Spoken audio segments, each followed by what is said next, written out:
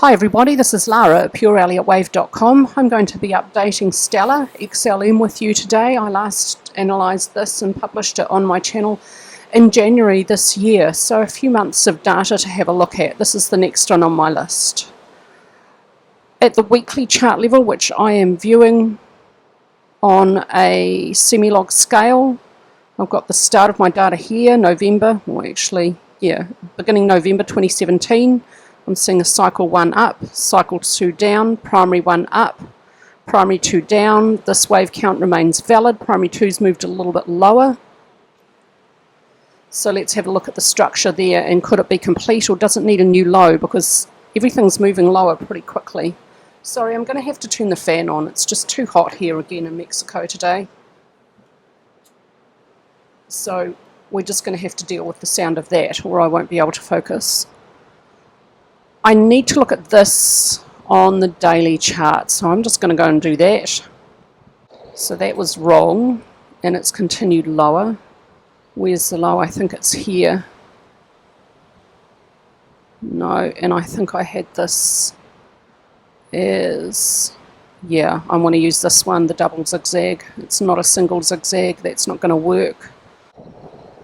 There's a lot of overlapping in here. How is this going to subdivide? Can I have A and B there? Probably. Is this going to work? Don't know. Let's delete that and start again for A. I think this is where I want to put A and B.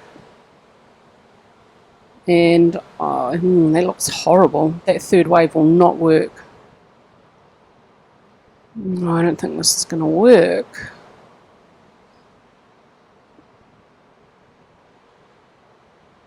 No, there's an overlap there.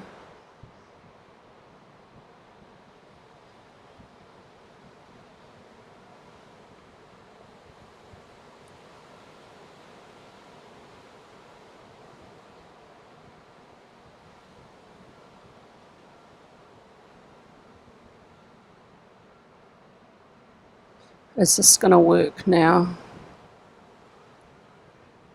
No, God. Oh, hang on. The high of subunit 4 is 0.305289 and the low of subunit 1 is 0.31. So subunit 4 is lower than subunit 1. There's no overlap between 4 and 1 price territory. Motive wave is saying 4 terminates within the range of 2. That's not the rule, motive wave. When it does that, I ignore that because the rule is not broken. So 2 is probably some kind of double combination or expanded flat. I think it's probably a combination.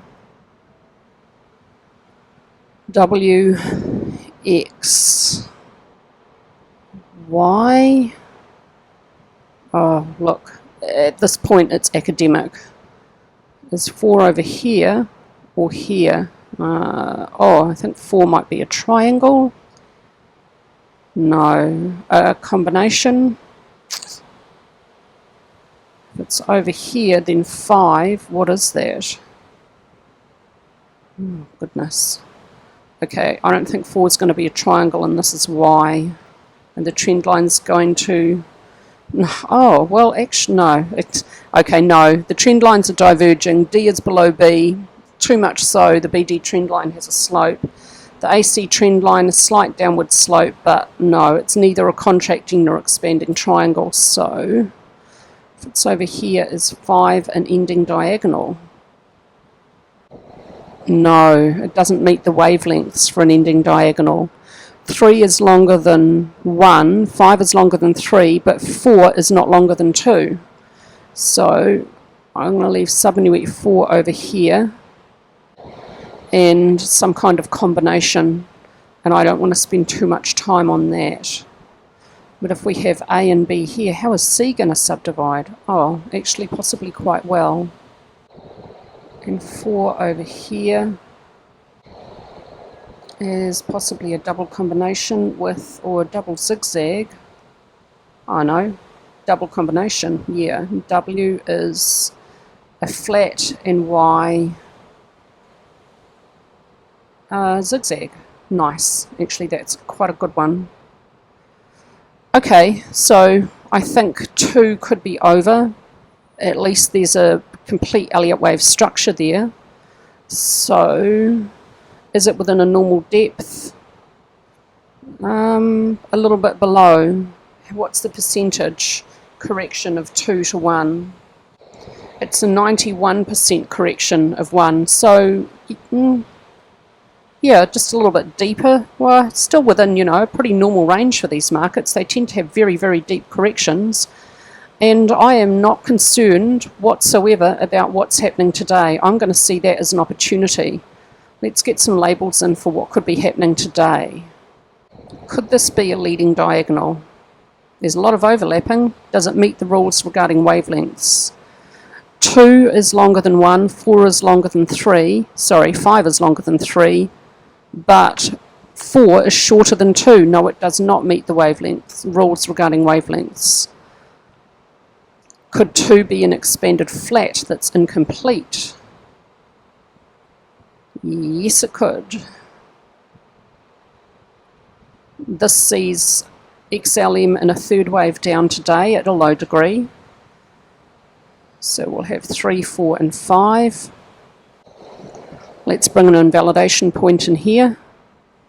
Minor 2 may not move beyond the start of minor wave 1. Elliott wave works on highs and lows, not closing prices. So the invalidation point is 0.99277. When 2 is over, 3 up should begin. As long as price doesn't make a new low below that price point, this wave count will remain valid. And I'll expect that this downward movement is a correction, a counter trend movement. Minute B is a 1.92 length of minute A, so this wave here is 1.92 times the length of this wave. That's within an allowable guideline of up to 2. It's long for a B wave within an expanded flat, but these markets are pretty extreme, so that's absolutely fine. I'd label this a pattern gap, but I don't think I'm seeing this on stock charts data, and I wonder if there's something wrong in the Yahoo Finance data I've downloaded for this analysis today. But either way, it looks like a pattern gap, or I could consider it a breakaway gap from this consolidation. Breakaway gap moving lower. If it's a breakaway gap, what would our target be? 0.098401, which would take price below the invalidation point. From an Elliott wave perspective, minute C needs to move below the end of A at 0.102571 to avoid a truncation and a very rare running flat. For this wave count, if this short-term wave count is correct, I would expect to see that in the next couple of days, but minor 2 may not move beyond the start of 1 below 0.99277. So that's a very specific range. I'll put that in. So as soon as minute C reaches the same price point as A truncation is avoided, so it needs to end at or below that price point, but not below this point. So that's my conclusion for Stellar from an Elliott wave point of view. What about classic analysis? First thing I want to do is look at the low from 2020. How did the technicals behave at this important low? And to put this into context, I'm looking at this low, the lowest, well not the lowest because that was the start, but this very important low, March 2020, is this point here. So on the weekly chart, how did this behave? There was no bullish candlestick pattern at that low. This is a bullish long lower wick, but it's not long enough for this candlestick to be a hammer, and this isn't a reversal pattern either. Here's a bearish pattern. This looks like a shooting star, but it's not in the correct context of an upward trend, so we don't read it as a bearish reversal pattern. Off this low, volume was weak. This is the first green candlestick, but it's an inside day. Here's an I don't know, this is slightly, well, I would read this as an upward session. It's got very weak volume. It's not until we get into this session that volume starts to increase. This is typical, actually, of cryptocurrencies. They can be weak off their lows. This low has been sustained over a year later, so this is an important sustained low, and look how weak it is off this low. So this is what makes the lows for cryptocurrencies so very, very hard to identify. The highs are easier, but none of this is easy. There is some bullish divergence between price and on-balance volume, and I've checked closing prices for price. So from these points here, here and here, there's bullish divergence between price and on-balance volume and money flow index. Double bullish divergence after money flow index reached oversold. And this is why I've added money flow index to add a little bit more depth to RSI, because it will show up divergence when RSI sometimes does not.